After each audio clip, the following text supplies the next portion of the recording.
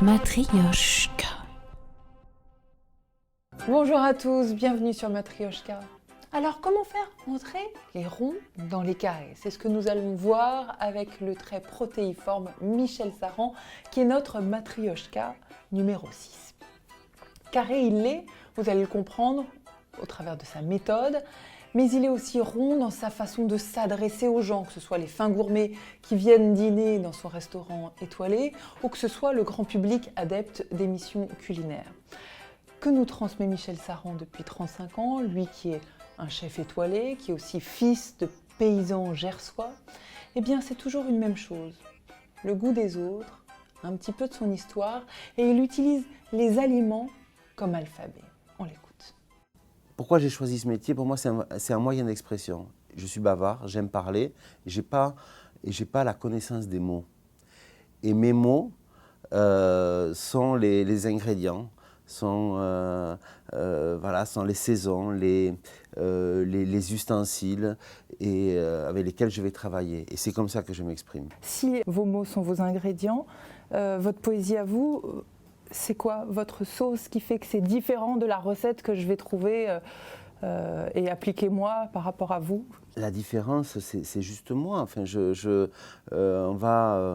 vais raconter dans ma poésie, mais je n'ai pas la prétention d'être un poète, mais je vais raconter dans mes histoires, dans ma soupe de foie gras à l'huître de Belon, ma rencontre avec Alain Ducasse, avec ma mère qui était derrière, en fait, toute une histoire.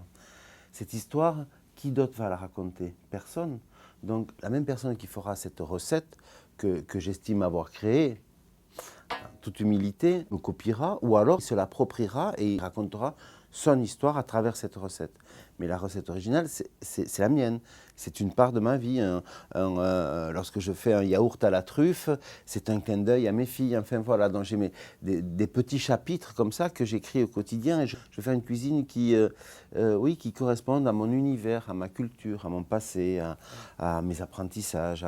Il y a aussi toutes ces choses dont on a besoin de se nourrir quand on est cuisinier. De ces moments forts d'un étal à Marrakech, de ces odeurs de pinède à Porquerolles, au moment des champignons. L'île sent le champignon. Donc on prend le bateau, là on arrive sur l'île, et donc là il y a des mécanismes qui s'enclenchent et on a envie de cuisiner, de faire passer ces émotions. Matryoshka.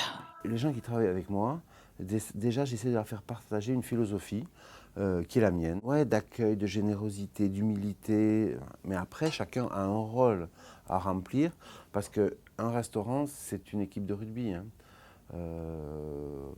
Chez moi on est une trentaine, donc chacun a une mission dont il a la responsabilité, et il sait que s'il défaille, c'est tout un ensemble qui peut s'ébranler. Si on veut fonctionner en groupe, il faut qu'il y ait cette discipline, cette rigueur et cette humilité. Et à partir de là, on peut écrire de très belles pages. Matryoshka. Et si on écrit l'histoire de Michel Saran, ce qui est intéressant, c'est de comprendre comment il est devenu lui-même, comment Saran devient le chef Saran. Il y a tout un parcours. Alors évidemment, il y a une constante, un goût de la vie affirmé depuis toujours.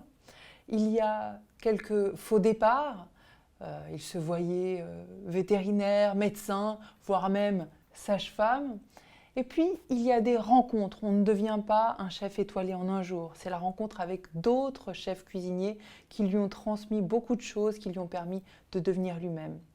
Et avant tout cela, sa matrice première, celle qui lui a donné le goût du goût, eh bien, c'est sa mère. Matryoshka. Ma mère, c'est à la fois le souvenir d'un poulet à l'oignon qui est une espèce de Madeleine de Proust, bien sûr, mais c'est aussi une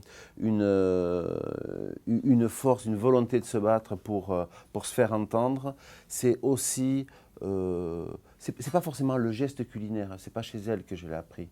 J'ai appris une sensibilité, j'ai appris beaucoup plus. Le geste, la technique, moi personnellement, ça m'emmerde. C'est pas ce qui fait vibrer. Et elle m'a donné les armes à travers sa cuisine, sa culture, tout ce qu'elle m'a apporté, tout ce qu'elle m'a transmis, mais finalement pas que dans le culinaire, sur des valeurs qui sont autour et qui viennent nourrir ma cuisine et qui vont faire que cette cuisine pourra émouvoir ou pas, je pense. C'est quoi alors? C'est cette sincérité du discours paysan, ces racines, en fait, toutes ces valeurs auxquelles je suis hyper attaché. On donne ce que l'on est, on transmet ce que l'on a, on prenez et buvez. Elle m'a appris sa rusticité, cette noble rusticité. Matryoshka.